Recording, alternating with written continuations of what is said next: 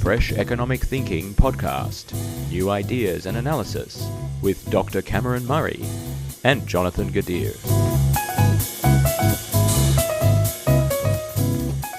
Welcome back to the Fresh Economic Thinking podcast. I'm Cameron Murray, founder of Fresh Economic Thinking, and I'm here today with a special guest, Tim Helm.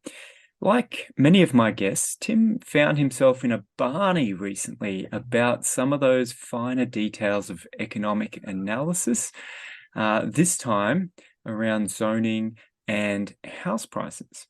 Now, Tim and I have worked together on this topic and on a few other projects, and I thought it'd be interesting to get him on the show and really pick his brain a little about where he's come from intellectually, where he's going, and how our paths crossed. And, you know, I don't think we agree on everything, so I think there might be a good story there. So, Tim, welcome to the show. Thanks, Cam. Good morning. You'll have to alert me as to which barney it was you're referring to. As I'm off Twitter, I don't engage in quite as many as you do, but there's still been a few barneys. Well, one thing, yeah, I'm talking about the Auckland paper, and one thing Tim's taught me is how to have barneys in a much more polite way. But maybe we should start with a little bit in the past. Now, Tim has a PhD in economics, and his PhD is called Essays on the Economics of Price Transmission, which sounds pretty, does it sound boring? What's the right word for it? Pretty straight. Yeah. Tim, how did you... More or less. How did you decide to do a PhD on that topic? Where should we start to understand how you ended up there and how you got to where you are now? I think it's a great place to start. It'll take us right through to land and housing economics, because the title of that thesis is the title you put on a thesis when you're wrapping an awkward bow around a package with a lot of lumps. And that's because about halfway through my PhD time, I came across the economics of land tax and got particularly interested in that, and wrote a couple of chapters of PhD around that, and particularly focused on this question of how is a land tax passed on? Is it passed on to rents or passed back into land? And one of the reasons I happened upon this topic and puzzled so hard over it was that the first half of my PhD had been looking at an abstract bunch of models that were around price transmission in supply chains. You know, when the oil price goes up or down, how quickly does that flow through to the petrol price? And I, through being engrossed in some of the models that exist in this field, and the particular application of asymmetries in the rate of price transmission, I had really adopted a mental worldview about how the world worked that became my lens on really all markets, and the lens didn't particularly fit well with many situations. So I typically thought about costs as fixed and prices as reflecting those costs in a building blocks type of manner, a linear causality, if you like. And so naturally, when somebody gave me a brochure, in fact, about land tax, explaining that land tax wouldn't increase rents, I thought, well, they don't know the first thing about economics. And that was a little gateway into this sort of long history of thinking about land tax that led me on, I suppose, into my subsequent career, working mostly in tax policy and land and housing markets. Yeah, amazing. And I forgot to mention at the beginning, you are now the research director at Prosper Australia. Now, is it my understanding that it was this flyer that you're talking about around land taxes was actually from the group Prosper Australia? Yeah, you've got it exactly right. So my PhD is from Melbourne University. I was living in Melbourne at the time and just came across this think tank, NGO, by chance, and their literature, I'll put it politely, on land tax led me into getting interested in that question. So that was more than 10 years ago, and I've stayed loosely attached to Prosper since, while working in the state government of Victoria and consulting in Victoria, some private consulting. I've been part of the, I suppose, informal group of advisors that help shape some of Prosper's ideas and research directions. And as of this year, I've taken on a part-time role as the research and policy director for Prosper. I suppose I should introduce Prosper a little. They're a Georgist think tank, which means they're from the tradition of spruiking the ideas of Henry George, which were focused on land tax at the centre of tax systems, or focused really on the capture of rents in the economy, particularly from land. So we at Prosper, I suppose, do a lot of policy advocacy that's particularly focused around increasing the share of property tax, as opposed to taxes on productive activity, on labour, etc.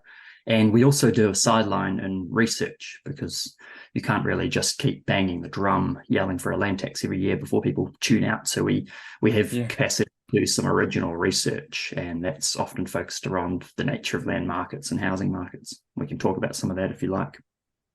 Yeah, great. So how long ago was it that you did this PhD and realized that you had this building blocks idea of prices that maybe you needed a different lens for? And maybe what is this building block idea of prices? What changed, and what happened in the intervening years to get you from there to here? Yeah, great question. I mean, I think I see this cost plus idea, this cost plus assumption that many people have about prices in the economy as the great big cancer of the mind that affects so much thinking around housing particularly, and about tax policy. And I was in that mindset, really. These models of how fast a cost shock flows through took the cost side as we say in economics, exogenous, like fixed, something determined in a market somewhere else. And then we look at how that flows through to prices. And I think many people hold this worldview that instinctively they think linearly, that you add up a bunch of costs and maybe a margin, profit margin reflecting the competitiveness of an industry, and you end up at the price. And that's, in many circumstances, a good enough heuristic. But the case of land in particular is a really special one, because land has no cost, if you like. It's already there. And so the cost to use it in production, use it productively or use it at all, is zero. What do you sacrifice by using land in 2023? Well, you can't, store up those services for 2024 or bring them forward. Those services sort of flow steadily with time. So it's costless to use land. And yet land has this, high price when we're talking of urban land. And of course, that price is determined causally backwards from the prices we pay to use land in various ways, such as housing.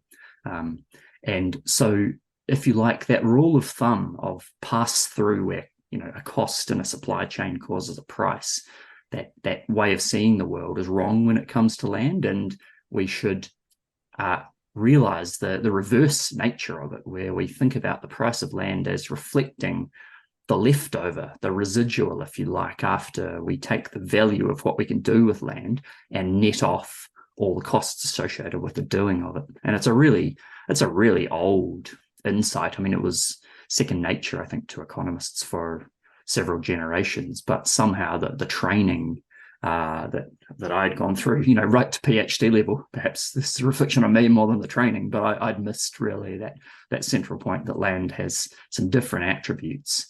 Certainly labor and capital are also, those prices are determined by, in part, the value of what it is they produce. But land is particularly special in that regard because it's already there and it's fixed in supply. So that's the directionality point that I'm talking about. That was sort of an eye-opening change. And I suppose that's also how it led me into housing economics, which is that in working in tax policy and government, I'd see this misunderstanding all the time amongst policymakers, and exploited by lobbyists, really, in the classic way being that, if you increase a land tax, the claim is it's going to be passed through to rents. That's sort of used by landowners all the time. And it's very persuasive because it taps on people's intuitions, but it just doesn't match the economics that we've had right back to, Adam Smith and before. Yeah, so it's quite interesting. that you explain it this way and that you encountered it, because my background is actually in property valuation, property economics. And so when I studied economics, I was doing sort of the reverse transition, having this residual idea of the value of land, like the value of land's determined on what people will pay for a location, a use at that location, you minus the costs of investing on that land to get that use, and the residual, what's left over, is the value of the land. And so, it's interesting that you sort of made the opposite transition. I started with this and have been banging my head against the wall when it comes to communicating this idea. But the more interesting... it's actually, I think of this as learning it the hard way as I learned it. I think your mental model that you started with as a practitioner matches the economics better, but learning it the hard way was, it's a humbling lesson when you feel like you understand the world pretty well. There's no feeling of internal inconsistency, and then a better point of view comes along and you're sort of wrenched from one to the other, and you realize that your feelings of internal consistency were no guide to whether you were correct. I think that lesson kind of stuck with me through time. So one of the puzzles I had this reasonable view about where the value of land came from, but I could never explain why it might be optimal to own land but keep it undeveloped. Because if the value of the land comes from using the land for something, subtracting the cost of constructing that use on the land, why would I not construct that use on the land? Why would I own the land but never use it? And I remember during my PhD walking around the halls at UQ, knocking on doors of economists and saying, I've got this new model about why people might not use land, and everyone's like, no, that doesn't make sense. You would just instantly always invest in land. But I'm like, look out the window. There's something there. So I had a sort of transition myself in thinking of observing the world and going, oh, this model of the residual value is incomplete because it doesn't tell me why I would never use land. And I looked at things like land banking. We call it land banking, and I used to work for property developers, and we would own land and never seemed to be in a hurry until we started paying the builders. There was always this sort of patient period of thinking about what we should do. And so I had a similar change in that. So maybe we should talk about that for a while, but I also want to talk about spatial equilibrium, which is an idea that I think, influenced me quite heavily. But maybe we'll start with land banking. How did you come to this idea, and what do you make of it now? Because I think it's super important for the current policy debates. How would you explain this to someone on the street? Yeah, I think it's really important and in under-recognized ways for policy debates about housing. So I'll have a crack at selling the importance of land banking. And I think what's interesting is there has been this parallel conversation where over in the development sector, land banking is an obvious thing. It's, a business strategy is what everybody does. You can measure it. There's all sorts of empirics, including some that you've done, that show land being held for a ridiculously long time, compared to what it takes to get it ready for sale. And then over there in the economics profession and in many of the fields of policy analysis that rely on that mainstream economics, it doesn't really exist. There's no place to slot it into the mental models. And I think the classic in this regard, if you're in Australia, is the Productivity Commission's report from last year on the Housing and Homelessness Agreement, which had a box about land banking, sort of reasoning that it couldn't exist. And it was really a masterclass in, if you like, motivated reasoning. I don't understand how this empirical phenomenon fits in my model, so I'll work really hard on rationalizing why it doesn't exist. And I think, the advice is the same as you would have given to your professors, which is, look out the window. We can learn from empirics when doing science. We don't need to fall prey to this, model-based exploration to find the truth. So to get to your question, like why is land banking important? Well, And I think maybe it's we should define what it is, because I think yeah, some people, we sort of call land banking two things. One is buying land, knowing it can be developed for the return prior to development. And one is the fact that just all land is owned by someone, whether it's got development potential or not, whether their intention is to develop or not, or use it for its current use. Does that make sense? So how would you sort of yeah. define this clearly as a phenomenon versus the fact that just development opportunities exist, all property is owned by someone, therefore any land owned by someone that could be developed that isn't is therefore land banked. Like, what do you think? Yeah, it's a great question, and I think we're working at it on the fly because there isn't really a textbook definition of land banking. So I think it's incumbent on us to create definitions that are useful and meaningful for analysis.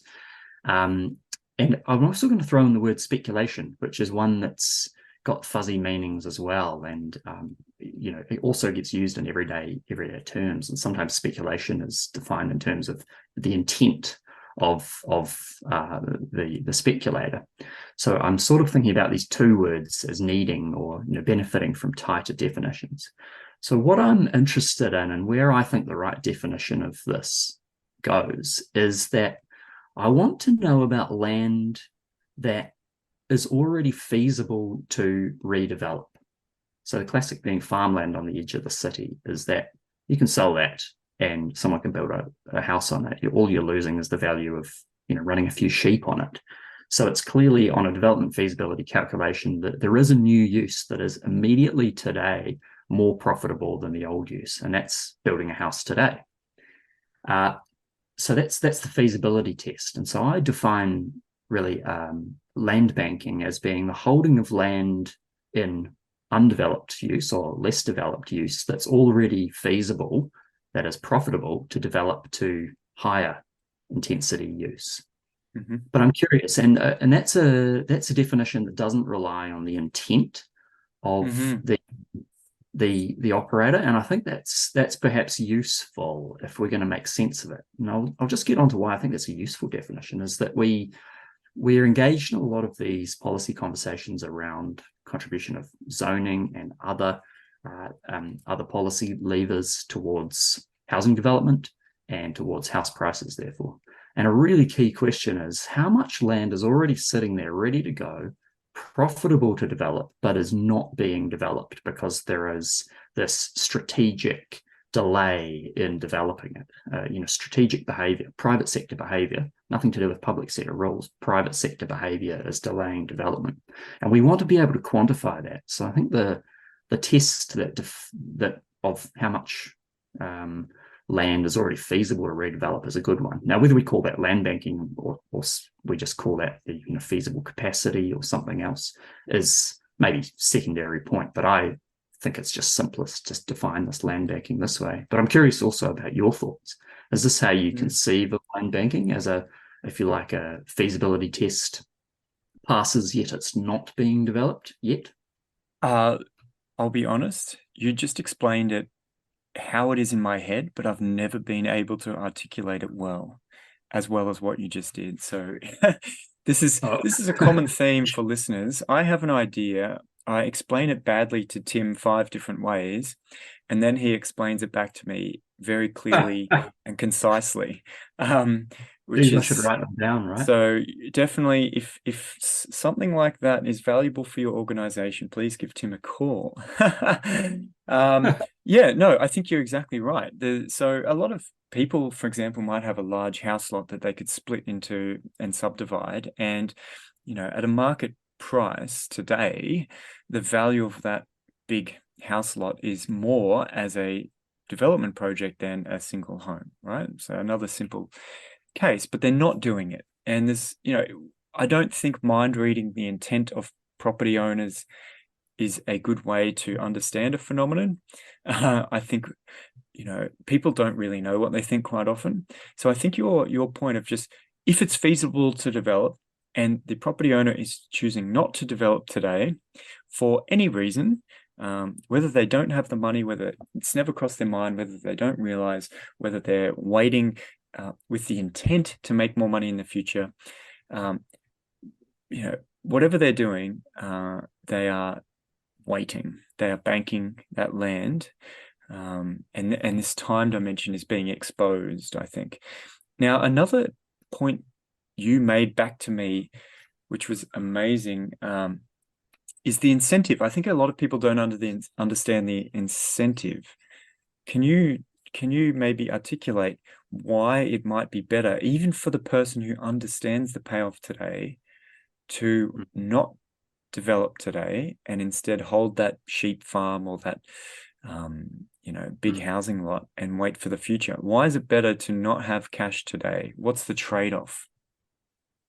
Yeah, like I can, and I'll acknowledge that your thinking's informed mine fairly heavily on this, even if I express it slightly differently. Although I'll just touch on one more point first, which is why do we care about this land banking? I said it's important for knowing how much the private sector is contributing to slower development. But I think I just want to join this conversation about land banking to policy conversations about housing supply and affordability. Because what it is to supply a house is to end land banking on a site. So you've got a site, it's feasible to develop, you're not developing it, you're not developing it, you're not developing it. One day you develop it, that means you end land banking, and it also means you supply a house. So we hear incessantly about the importance of housing supply, and yet people don't understand the importance of land banking. Well, I just want to say, this speculation, this land banking, it's the opposite of housing supply. So if you want to understand where housing supply comes from, you've got to understand the incentive to land bank. So Can what I just is that? jump in? The line I think I've heard you use is supply starts when speculation ends. So you are taking this timeline through time of feasible sites, and at one point in that timeline, you build a house, but before that, you're speculating. I mean, you have a feasible site that you're choosing not to develop yet. And I thought that really captured this idea pretty well. Yeah, I hope so. That's how I see it. Great. And now the question that you raised is, what is that incentive? Like, why land bank? Why not just build everything immediately? And so the answer, of course, is that, producing housing services is not like producing haircuts or, I don't know, lettuces, something you just bring to market, and there's no sort of long-term investment involved. So the nature of land development is that you put some structures on a site, you commit the site to those structures for the life of those structures, the economic life of those structures, and that's effectively irreversible, or it's economically irreversible. It doesn't make sense to destroy some capital once it's on the site. So those two things give rise to, as you've expressed very well numerous times, to an option. You've got a real option, and that has value. And the option means you've got the right to develop the site, but not the obligation.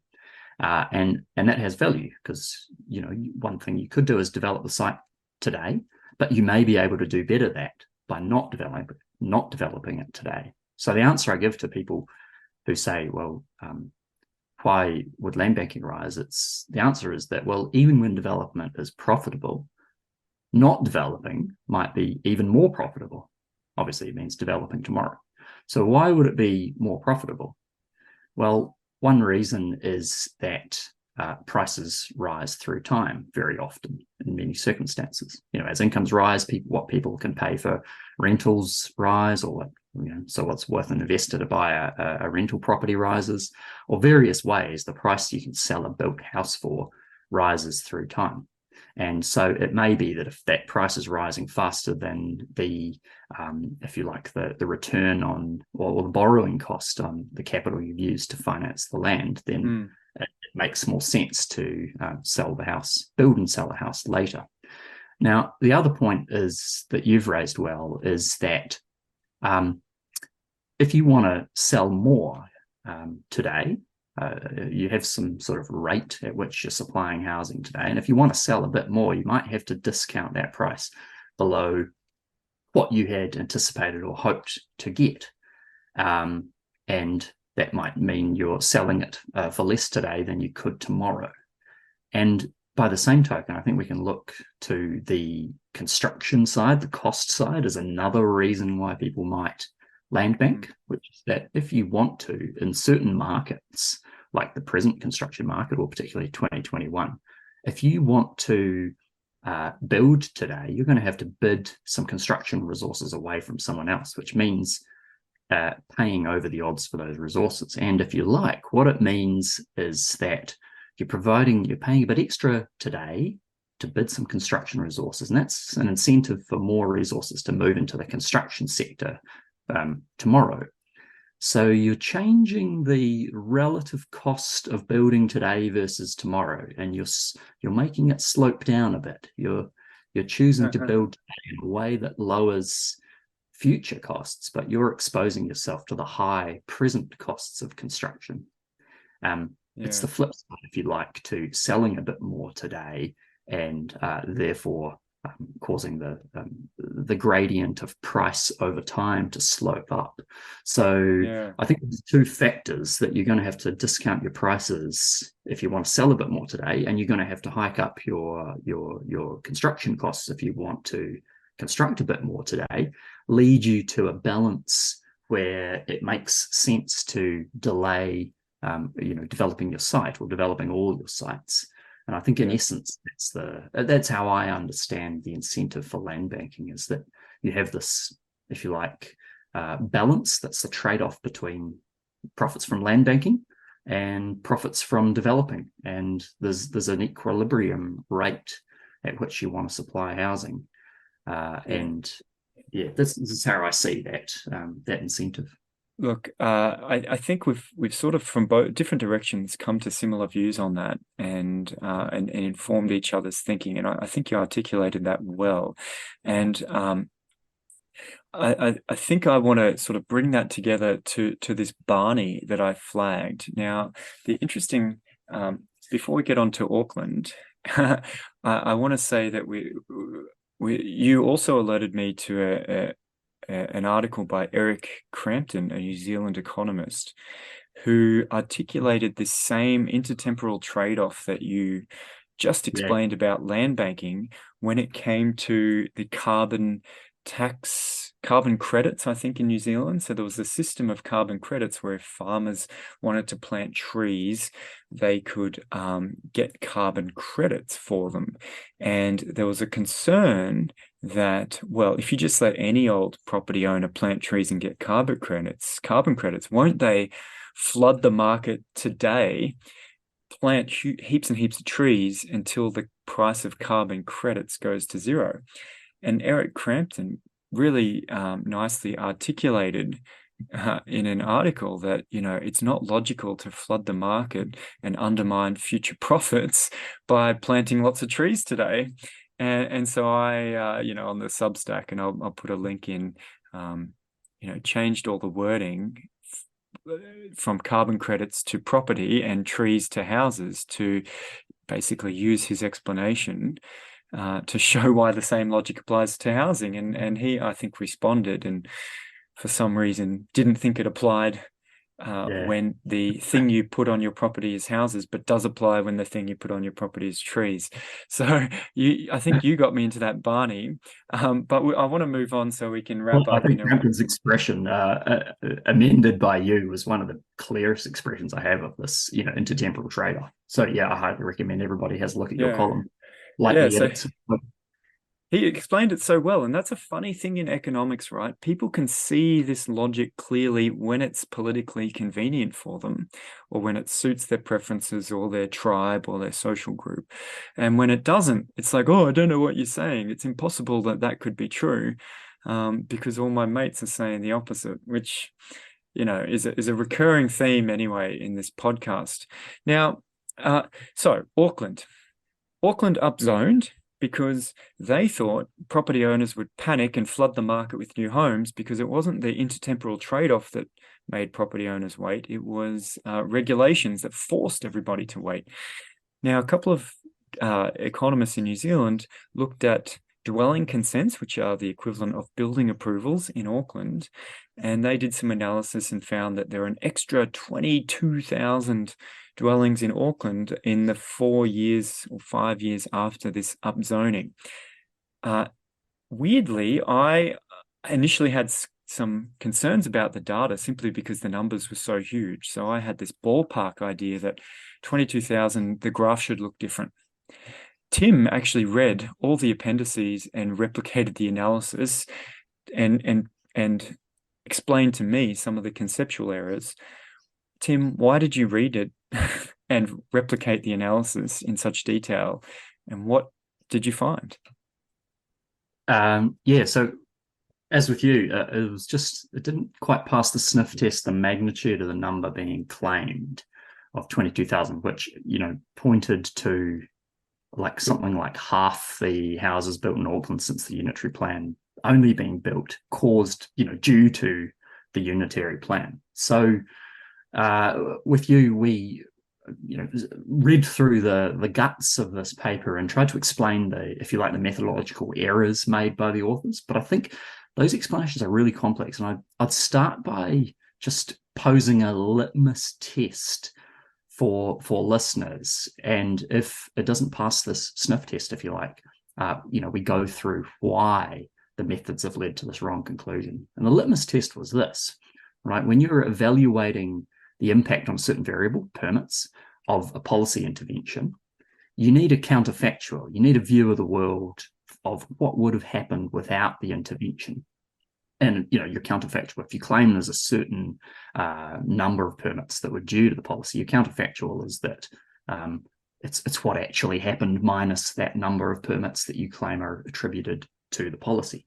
So in the counterfactual, created by these authors, even though it wasn't transparent, you had up to the point of the policy in the real data, you had permits growing at about 12% a year for 4 or 5 years. So it was on a growth curve. It's a cyclical data series, and it was growing after the post-GFC lull. And then the counterfactual by the authors says, well, without the policy, that growth of 12% a year would actually just be 6% a year in future. And hopefully you can put a link to the Substacks where you can just see how dramatically off the past trend the counterfactual imposed by these authors actually was. And maybe unsurprisingly, the authors found that the unitary plan doubled construction from what it otherwise would have been, which is to say, things continue growing at about 12% a year for a few years. Wow. So what they in essence did wrong, and I should note there was 2 elements to this paper. And one was a quantification of the number of permits attributed to the upzoning. And another one was a very complex econometric exercise to essentially prove that there was a statistically significant increase in these overall permits. And we sort of ignored this econometrics in our columns because it didn't seem particularly relevant. But it rests on the same sort of fundamental logical error, which is linear extrapolation on a cyclical series. So this econometrics proved statistical significance of permit growth beyond this linear extrapolation from the policy date. And they use a linear extrapolation as their control group, if you like, because their actual chosen control group isn't a useful control group. It's not a useful control group because it's part of the same citywide housing market. So of course, a lot of building activity moved from these non-upzoned areas into the upzoned areas, making the non-upzoned areas not a useful control. So they invent a control, which is the counterfactual for the non-upzoned areas, which they just create by linear extrapolation from the past trend.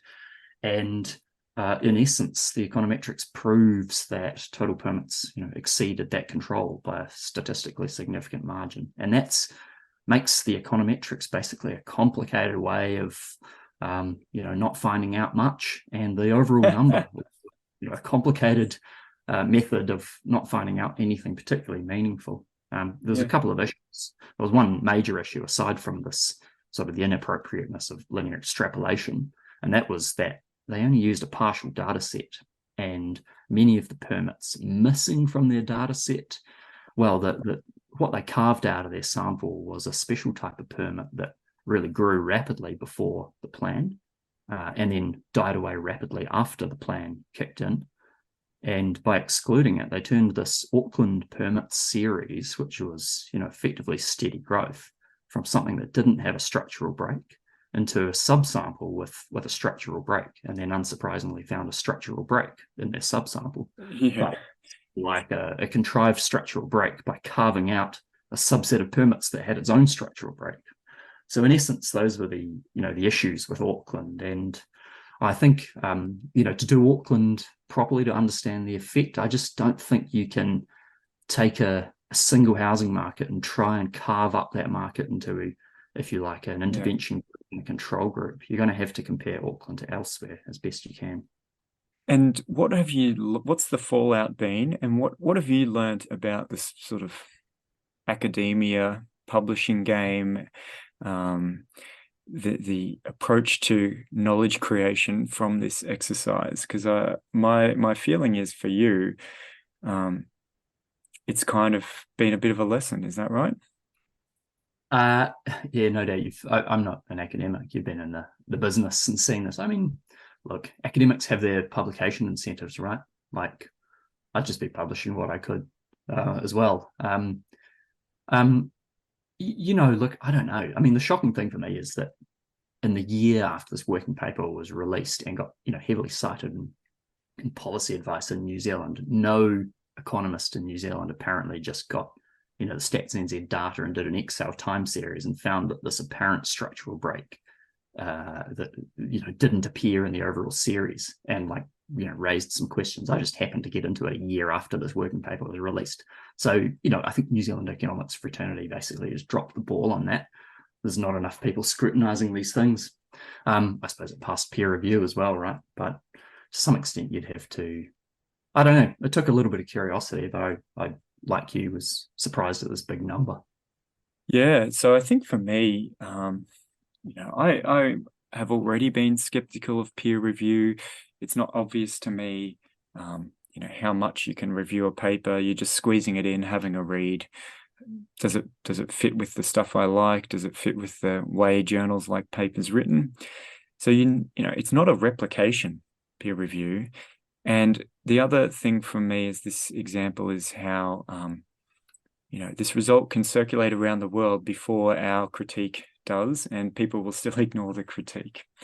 So they're kind of the lessons. But anyway, Tim, it's been great having you on. I had more questions for you, but I think what we might do is wrap it up, and I'll have to get you back on another time. Where can people find you? Do you have a public profile? Should people find you on LinkedIn? What's the best way? LinkedIn only, but I'd also send people to prosper.org.au for subscribing for updates. So thanks a lot, Cam.